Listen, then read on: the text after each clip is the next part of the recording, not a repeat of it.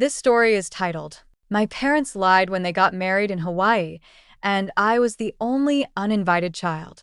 They said I would be drunk with my poor husband, but now they're eating their words about my husband's new Ferrari. From the moment I introduced Dan, they judged him. At first, it was subtle comments about how he wasn't the kind of man they had imagined for me. Over time, the contempt became harder to ignore. Dan started out as a blue-collar worker when he moved to the United States, working long hours to get by because he couldn't use his college degree, which he had obtained in his home country. When we got married, he worked tirelessly to support our family, especially when we had our first child a few years later. Eventually, he saved enough to start his own business, which, by the way, is now a huge success. Unfortunately, my parents never gave him a chance or cared to really get to know him. To them, he remains the poor immigrant who is not good enough for their daughter. They barely visited us when we lived in our old rented house. Even when we moved to our new house, they didn't bother coming, apart from sending a generic gift for the housewarming. This was in stark contrast to how they celebrated my brother's achievements by throwing big parties for their housewarmings and other events. To this day, they still haven't visited our house. I stopped inviting them because they always had an excuse. They probably think our new house, which we bought with pride for our family, is just as modest as the one we rented before, simply because it's not in a wealthy neighborhood like my brother's houses. Just to clarify, our house is more than enough for our small family. The two of us, our 2 children, a cat, and a dog. But I guess it doesn't meet my parents' standards. Yet, they make me feel like I'm settling. For my kids, I wanted them to have a relationship with their grandparents, even if it meant biting my tongue. Dan has been the most mature in all of this, encouraging me to hold on to hope, even when my parents made it clear that we were not welcome. The breaking point came last month. My parents had been planning their vow renewal ceremony in Hawaii for over a year. My kids were excited about the trip, and I thought maybe this event could bring us closer together as a family. But a few weeks before the event, my mom called to say the ceremony was being postponed due to travel issues with some family members. When I asked about the new date, she vaguely said she would let me know when they figured it out. I didn't think much of it at the time. My parents have always been disorganized. But a week after the original date, I saw pictures of the ceremony posted by my siblings and other family members on social media. The images were beautiful. My smiling parents, my siblings and their families elegantly dressed, the picturesque Hawaiian landscape. However, my family and I were nowhere to be found. I felt a wave of anger and pain. My children, who had been excited about the trip, were deceived. Dan, who had always treated my parents with kindness and respect despite how they treated him, was insulted once again. And I felt like a fool for believing they wanted us to be there. I sent a private message to my parents asking why we weren't invited and why they lied. They didn't even bother to open it. Days later, I started hearing from family friends that my parents were saying we missed the wedding because I was too drunk at home with my poor husband to take the flight. They even claimed they felt bad for my children because they were missing out on everything because of us. That was the straw that broke the camel's back. My parents clearly thought I would continue to keep quiet, as I always had, to keep the peace. But seeing the disappointment on my children's faces after months of excitement and hearing the lies they were spreading, something inside me broke. I had had enough. I told Dan I wanted to confront them for once. He didn't try to talk me out of it. Instead, he supported me completely. We decided we would make our point. While we didn't spend extravagantly like my parents, we treated ourselves to some luxuries. When Dan's old car, which he had had since his first year in the States, broke down, we bought a new Ferrari as a gift for him, a reward for years of hard work. My parents didn't even know it existed because they never cared enough to ask about our lives. So, we loaded the kids into the car and drove to my parents' house in the Ferrari. When we arrived, the look on my mom's face was priceless. She came out wearing her typical fake smile, pretending to be excited to see us. Meanwhile, I was boiling inside. Her hypocritical behavior made me sick. I wasted no time with formalities. As soon as the kids walked away, I told her that we knew the ceremony hadn't been postponed and that we'd seen the pictures. They were all over social media. Did they really think we were that dumb, as if not to realize it? I demanded to know why they lied and why they told others that we didn't attend because we were drunk. My dad came out, trying to act as if everything was a misunderstanding. He simply said that they thought we couldn't afford the trip and didn't want to pressure us. But I called that a complete lie. I pointed at Dan's Ferrari and asked if that looked like someone's poor car. My dad stammered while my mom tried to divert the conversation, saying it was all a misunderstanding. But this time, I wasn't going to let them get away with it. I told them how much their actions hurt. Not only me, but also my children, who had been excited about the trip, and Dan, who had done nothing but treat them kindly.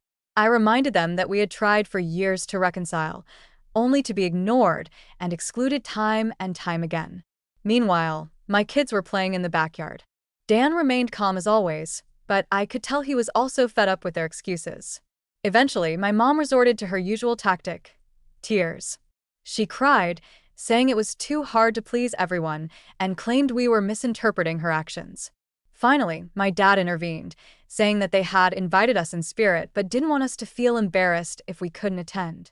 At that point, I laughed bitterly and told them to save their excuses because I didn't believe them anymore. I made it clear that until they owned up to their behavior and apologized, there was no way to repair the relationship. I wouldn't allow my children to get close to them. I wouldn't risk them being influenced by my parents' classist and racist attitudes. After we left, my brothers started sending me angry messages because I had shown off the Ferrari and embarrassed our parents. They accused me of making a scene and disrespecting the family. Those brothers were never on my side anyway. I won't let my parents or anyone else disrespect my husband and children again. If that makes me the bad guy, well, so be it. Update 1. It's been a few weeks since my last post here. First, I want to thank everyone who offered advice and support on my previous post. Many of you pointed out that taking my kids to confront my parents was not the best decision. I have thought about it a lot, and I completely agree. I was so caught up in my anger and frustration that I did not stop to consider the potential impact on them. I deeply regret that decision, although I do not regret standing up for myself and my family. I have promised to protect my children from any future drama. They deserve better. It's been a few weeks since the confrontation, but the repercussions have not stopped. My brothers have set out to make me feel guilty, so I apologize to our parents. My brother recently called me to scold me for ruining the image of mom and dad. He said they had always acted with my well-being in mind and accused me of showing off Dan's car just to embarrass them. My sister, who I used to have a close relationship with, sent me a long message defending our parents. She claimed that I wasn't maliciously excluded and that they wanted to save me the stress of going on an expensive trip. She said I overreacted and that I've always been too direct, which, she says, is why I cause problems. It hurt me to hear those things, but it wasn't too surprising. I've always been the direct one in the family, the difficult daughter, in quotes. While my brothers followed the rules and stayed on good terms with my parents, I questioned things. I didn't blindly accept what they said, and that often made me the black sheep. As a result, I have always been the least favorite. But my parents have always said the wrong things, so it's not wrong to contradict them to their faces. Now, with my mom's birthday coming up, I'm stuck in a new dilemma. My kids have been asking what we're going to get Grandma for her birthday. They don't fully understand what's happened, and despite everything, they still adore her. It breaks my heart to see their excitement and to know that they're caught in the middle of this family drama. A part of me feels like I should just let it go for their sake. I could send a gift and try to keep the peace, even if it is just to preserve the relationship with my parents. But another part of me thinks it's not healthy for them to spend time with their grandparents, who are obsessed with status, appearances, and wealth, values that I don't want my children to absorb. I have seen how their toxic mentality has affected me throughout the years, always trying to prove something and feeling like it was never enough. I don't want my children to grow up with the same insecurities or think that love depends on meeting another person's arbitrary expectations. At the same time, I don't want to completely cut off the relationship if that means disappointing my children, who still see their grandparents with innocent eyes. Dan, as always, has been very supportive. He suggested that we let the children make handmade cards for Grandma and choose small, thoughtful gifts. He thinks it's a way to acknowledge the birthday without compromising our values or reopening old wounds. It's a great idea, but even that seems complicated to me. What if doing this just sends the message that I'm willing to let things go again? I have my doubts about this. My heart tells me to protect my children and stand firm against my parents' toxicity, but my mind worries about how it might affect my children, losing that connection completely. I feel like I'm walking a tightrope, trying to balance what's best for them with what's best for me. For now, I haven't decided what to do. My birthday is coming up fast, and I know I'll have to make a decision soon. I just hope that whatever I choose is the right one for my kids and me. Update 2. After weeks of internal debate, I finally gave in and sent my mom a gift for her birthday. I didn't do it for her, I did it for my kids. They were so excited and wanted to do something for Grandma, and I didn't want to crush their enthusiasm. They picked out a simple necklace with a charm that said Grandma and made a handmade card. I mailed everything along with a short note explaining that it was from the kids and nothing more. I thought that was the end of it. I wasn't opening the door for closer contact or reconciliation. I was just trying to protect my children's feelings. But, of course, my parents couldn't leave it at that. A few days after the gift was delivered, they showed up unannounced. My office is in a secure building, but they waited outside and approached me when I left for lunch. They told me they needed to talk. They started by saying how much the gift had meant to my mom, but instead of expressing gratitude, they immediately turned it into a sermon. They talked about how we should leave everything behind and stay together because they really love me. My dad even mentioned the confrontation at their home, saying that I embarrassed them and made the family look bad. I tried to stay calm, but it was difficult. I reminded them that the gift was not an olive branch. It was from their grandchildren, not from me. I told them that their behavior had already caused enough damage and that I wasn't interested in fixing things. That's when my mom had the nerve to say that I was being cruel by keeping the kids away from them and that I should stop punishing them. Well, that was it for me. I told them that they had made their decisions over and over again, and that decisions have consequences. I wasn't punishing anyone. I was protecting my family. I asked them how they could expect forgiveness when they had never shown any real remorse or taken responsibility for their actions.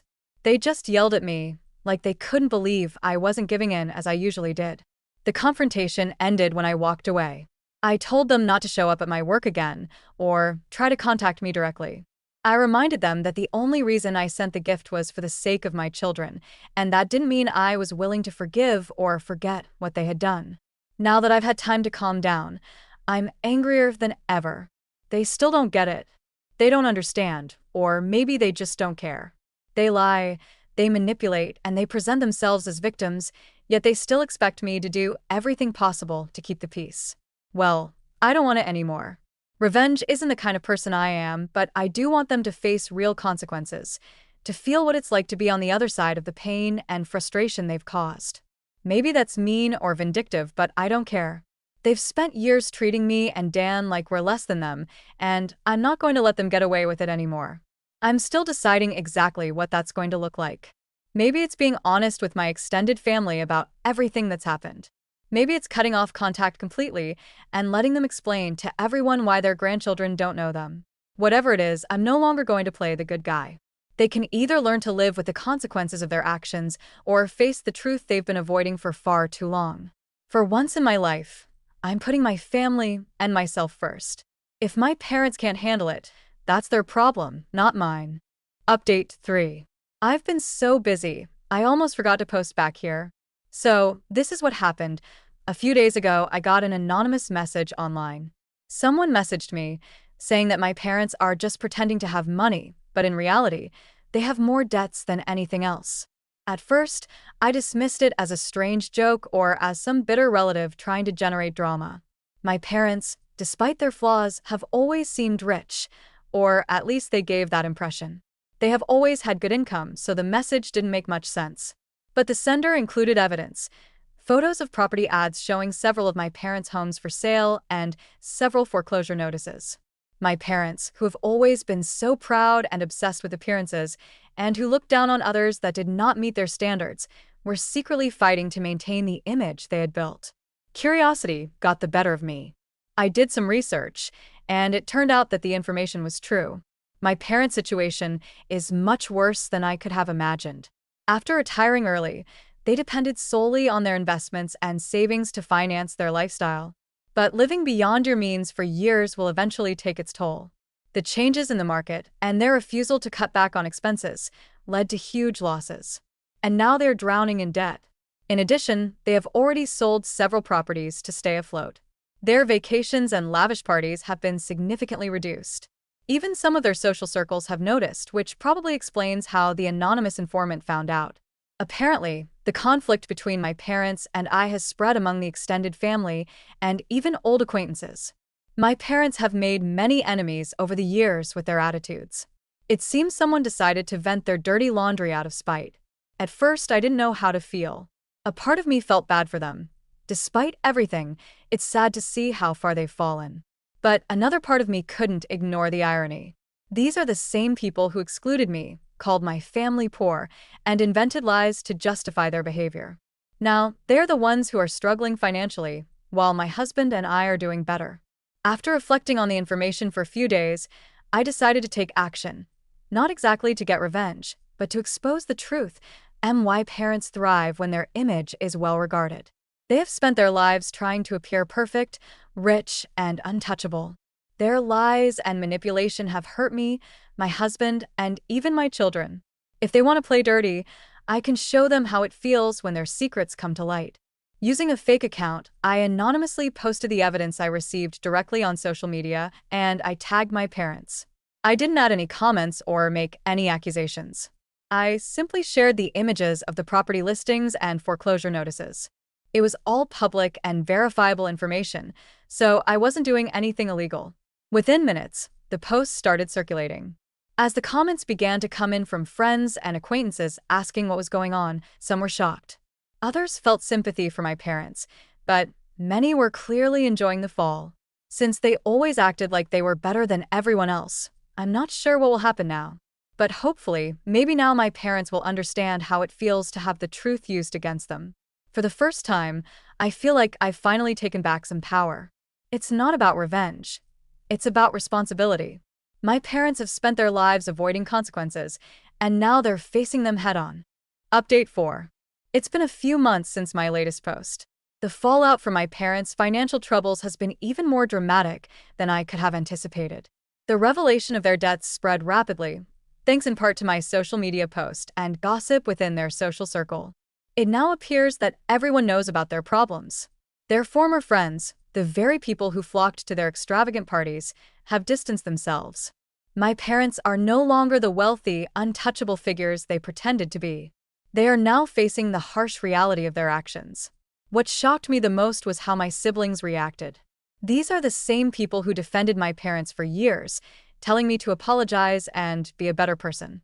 But now, with my parents' reputation in ruins and their financial situation exposed, my siblings have disowned them.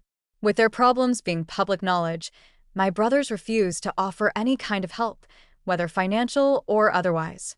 These were the children who defended my parents, but only when they thought they had money and social status. Once that ended, they were the first rats to get off the ship. I would say I'm surprised, but I would be lying. Desperate, my parents came to me. They tried to play the victim, saying that they were misunderstood and that they always did what was best for me. They even tried to make me feel guilty by mentioning their age and how difficult it is for them to get back into the job market. But I reminded them that they had years to make things right with me and my family. Yet, they chose to exclude us, belittle my husband, and alienate my children. I told them that I would not help them financially or in any other way. Now, my parents will have to find a source of income and continue to get rid of their possessions if they want to keep surviving. Even my brothers, who I found out were the ones who paid for the trip to Hawaii, want nothing to do with them. It's pretty funny, unless you're my parents, who are going through all this. But they have earned it with great effort by being despicable to everyone. Meanwhile, my life continues to prosper, and I am in a great place. Our children are happy and healthy. We have started planning a vacation to make up for lost time, and I have continued my admittedly somewhat petty habit of sending postcards to my parents. Each one is a subtle reminder of the life I have built, a life they will never be part of, all thanks to their own decisions. I know some may see it as excessive, but after years of enduring their cruelty, it feels like justice. This whole experience has taught me a lot about family, responsibility, and self-respect. My parents always thought they were untouchable, that their money and image would protect them from consequences. Now they're learning the hard way that actions have consequences, and no manipulation can change that. I will not let their toxicity drag me down for one more second. They made their bed, and now they must lie in it. Addition. For some reason, I can't seem to create a new post. Every time I try to hit the publish button, I keep getting an error message. So, I'll just update this post with what's been going on lately. Hopefully, you can still see it. In the last few months, my parents have sold almost all of their properties, including a holiday home that I really liked because we used it when I was little. It was not one of the most luxurious properties they had since they bought it many years ago, but I have very fond memories of that place. That is why Dan and I decided to buy it. We have already made a trip with the children to spend time there. We didn't pay more than necessary, just the market price. My father even tried to ask my husband for a job, arguing that with his experience, he could be very useful for the company. However, his entitled attitude didn't end there. He also told him that he would settle for a share in the company and a salary that was quite high. My husband worked hard to build his business from scratch, and my father was hoping to get a piece of it overnight. My husband replied that he didn't think that would work. I know he said that to be polite in the face of such a ridiculous demand, but when my father insisted again, I responded. I told him that the company is thriving, and we don't need someone who could sink it, as he did with his own life.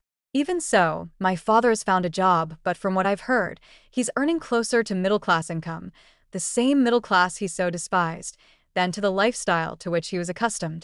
Perhaps that has taught him a lesson in humility. My husband started from the bottom, and it was that hunger to succeed that has brought him to where he is now. I am very proud of him. What do you think about this story? Have you ever experienced something similar, or do you know someone who has? Share your thoughts in the comments. Don't forget to hit the notification bell and subscribe to the channel for more amazing stories.